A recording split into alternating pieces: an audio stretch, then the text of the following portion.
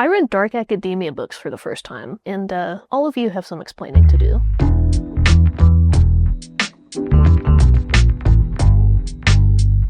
Okay, believe it or not, I've never read anything that you could classify as dark academia. I don't know, I just never picked it up. I just get whatever the bookstore gods decide to give me that day. So I was curious, you see it around, it's fall, it's winter, I thought, something themed would be fun for myself. So I looked at some lists, I picked out 4 books that are technically classified as dark academia, I think. I know it's not like a real genre. Anyway, let's get into it. We're gonna start with the one that I think seems to be given credit for starting dark academia trend. The Secret History by Donna Tartt. In this book, we follow Richard. He's from California. He goes to a small, elite college in New England, and he sees a group of students who study Greek with this erudite professor. They're all kind of sequestered by themselves. They're aloof. They're interesting. He wants in. He gets in. Chaos ensues. Okay, I really enjoyed The Secret History. I like Donna Tartt. I read The Goldfinch a few years ago. Really loved that one. And I thought this one was very comparable. They honestly felt very similar, right? You follow like a young man on a life's journey. I did a video recently, I think like last week, where we read like 1-star Goodreads reviews, and I read some reviews about this one, and something that seemed to be what people say commonly is like, it's boring. Too much talking about leaves and winter. I get that. I think people read for different reasons, and some people just aren't going to vibe with something that takes a lot of time describing, like the trees or the road through the street. I get that. We all like different things. I think that's fun. I think if you like prose, if you don't mind something that like is a little more, I don't mean this in a bad way, but I'm gonna say a little more like academic, perhaps? More like, Donna Tartt is focusing on like ideas, I think. I think what she wants to do is like explore ideas, explore the fact that these students seem like they're all erudite and smart and knowledgeable, but actually it's all kind of hollow and their whole little world is kind of empty. I don't think this book is for everyone. I don't think everyone's gonna vibe with it. I did see someone calling all of the characters like saying that they're almost like 2D, like they're not really fully fleshed out characters, more like stereotypes. I didn't see that. I thought they were relatively laid out, especially because you're getting it all from Richard's view. You're not getting all of their views, and I think he is a little more shallow, so I think it makes sense that his descriptions and his way of viewing them would be a little more shallow. That's just me. I kind of viewed this too as like an inverted hero's journey that sort of, I don't know, I feel like I learned this in some class, but that a lot of these old stories can fit into a similar arc. And for me, this Richard's journey fit in with all of that, but like the inverted version. So instead of like the hero's journey, it's almost like a villain journey of Richard like giving up too much to fit in. I thought this was very good. I feel like it definitely fits the dark academia vibe. It's dark, there's murder. It is longer, it's over 500 pages. So again, I don't think it's for everyone. If you don't like meandering, if you want it to be succinct, you want to get to the point, especially when there's like murder involved, I don't think this is for you. If you like something a little more leisurely, a little more explorative, exploration-y, exploring-y, then I think you'll like this. This was easy 5 stars. I see why dark academia became popular. That brings us to If We Were Villains by M.L. Rio. This is also about a group of students at an elite university, but they are studying acting, specifically Shakespearean. They're all kind of doing Shakespearean acting. At this college, there's 7 of them, and then in their 4th and final year, good-natured rivalries turn ugly, and then there's violence and tragedy. This book starts, I don't think this is a spoiler because it quite literally starts with your main character, Oliver, and he's getting released from prison, and he's meeting up with this police officer who arrested him and interrogated him, and is like telling him the story of all the stuff that happened and why he got arrested. I personally am not a huge fan of like false imprisonment stories, or like we have to convince the police that it's not us. I don't know. Something about that I do not really enjoy at all. So I was a little suspicious of that, maybe we can say. And then I also just felt like the plot wasn't super strong. So in this one, you start with Oliver. He's your main character, but he's already in the friend group, and they're already in their final year at this school. So you jump in, and they're like established. I think my problem is that I couldn't really see how they interacted before the drama all starts. And so there's a lot of saying like, we are such great friends. We are in this relationship. I've always felt this way about this person. So there's a lot of telling in that and not a lot of showing, and I think that made it feel a little more like superficial or like not as believable for me. Here's the other thing. The drama. I'm just going to call it the drama. The drama happens way too early. You are spending the rest of the story essentially knowing what happens. We're going to put a little spoiler warning in this section because I want to go into it, okay? Skip ahead. We'll put one of those little chapter things down there. Richard's murder happens way too early. It happens in like, you get about 100 pages or so. And also he turns violent out of like nowhere and they're like, oh, this has been our friend for 3 years. But now all of a sudden in our 4th year after this one event, he's really violent and we all hate him now and he hates us and he's like a monster. How did we get there?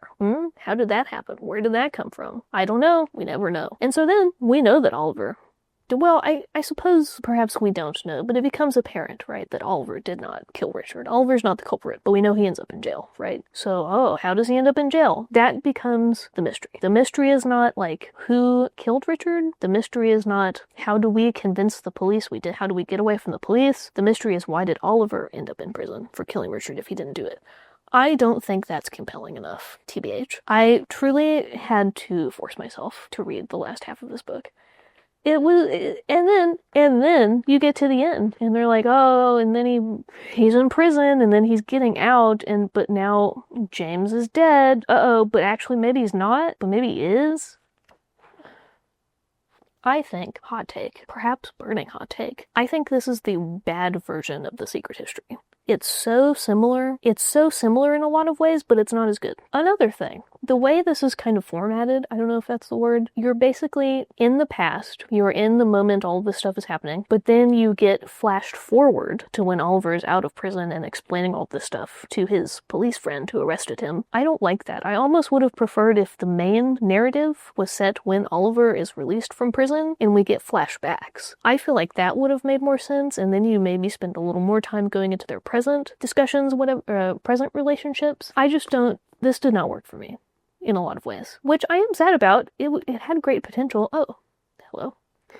I did enjoy all of the Shakespeare editions. I thought that was nice. It made me want to reread Julius Caesar, King Lear. I think this was 3 stars for me. I would even venture to say I did not like this. It takes a lot for me to not like a book. I just did not have a good time. I can see how some people really would like this. This is not for me. Okay, let's move on to another disappointment. Ninth House by Leigh Bardugo. Alex Stern, who was involved in a pretty horrific, unsolved multiple homicide in California, and then she wakes up and there's this mysterious dean at the side of her bed, and he says, you can come to Yale, you get a full ride to Yale, but you have to watch over Yale secret societies. And the societies deal in forbidden magic, they raise the dead, and sometimes they prey on the living. I love the idea of this book, and I didn't dislike it.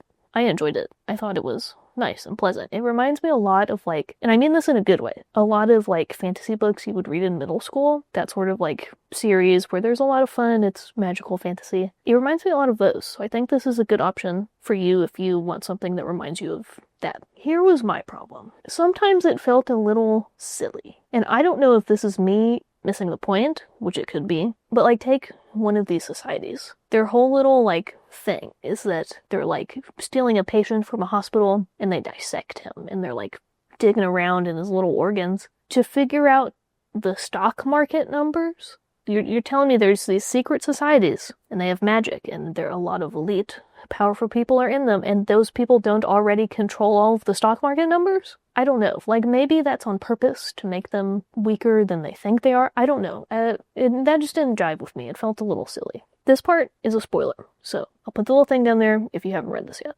The Dean. What's his name? Sandow. Okay. Dean Sandow.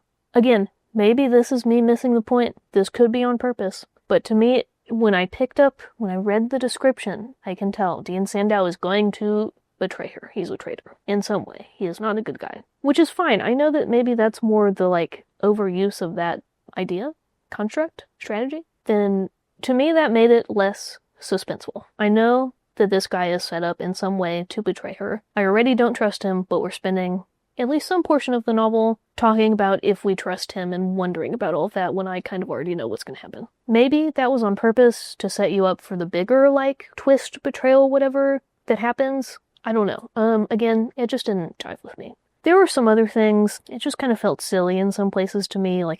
This crazy dramatic thing would happen and then we'd I don't know, it wouldn't feel as serious as I think it could have or should have. I don't know. Again, I see why people like it. It just didn't work for me in a lot of ways. I think I gave this 3.5 stars. I'm pretty sure.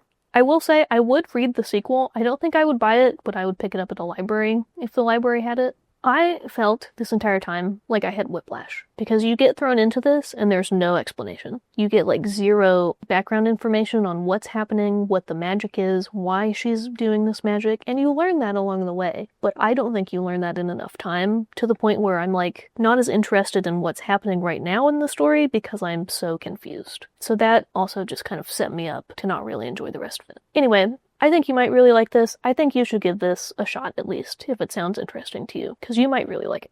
Last one, Bunny, by Mona Awad. I see this on Dark Academia lists a lot. It didn't necessarily feel that Dark Academia-y to me, but I see why it's included on a lot of these lists. This is about Samantha Heather Mackey. She's a part of a graduate fiction writing cohort at New England's elite Warren University. Like a warren of rabbits. Get it? Isn't that what they call a bunch of rabbits that are together?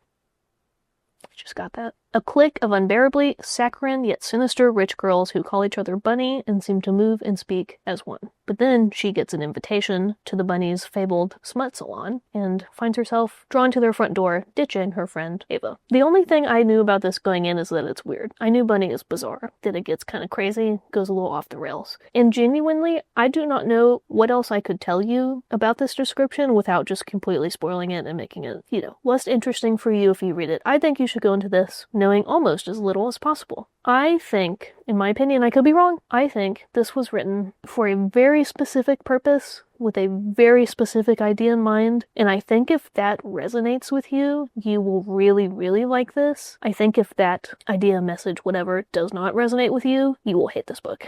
That, I think, is why, on Goodreads, the average review for this one is a 3.4, which is relatively low, but I get it, because not everyone's gonna like this or vibe with this. I, unfortunately, really got it. I get it. I get what you're doing here. I might keep this one short because I really do think if you want to read this, you should know as little as possible. Here's what I will say. If you do not like weird, if you do not like bizarre, if you don't like being confused and not necessarily knowing what the point is right away, I don't think this is for you. I don't think you should give it a shot. If you're open to weird, you're open to bizarre, you enjoy kind of offbeat humor, something a little more, I don't mean this in a bad way, perverse, a little more edgy, I think you should give this a shot. You might really like it. It's relatively short. It's the shortest one of these 4 that I read. I understand the cult following. Cult following Bunny has. I thought it was really funny. It takes a lot for a book to make me laugh out loud. This one did. I really liked Bunny. 5 stars. In conclusion, do I like Dark Academia? The odds were not great. This was like a 50-50 like to dislike ratio here. I enjoy the vibes. It's nice. It's cozy. I think it's great for fall, Halloween, winter, whatever. I would like to read more books classified as Dark Academia, even though I don't really think that's a real genre. This was good. I'm glad I did this. It's always fun to read something published recently. This was this video. Thank you for watching. Like it, subscribe. I know you're here. If you're here, you have to go like and subscribe to this video. I see you. Okay, I think maybe we should check in and see what Tiny Zendaya is up to. Tiny Zendaya is reading Suspicious Minds, a Stranger Things book. Are you okay, Tiny Zendaya?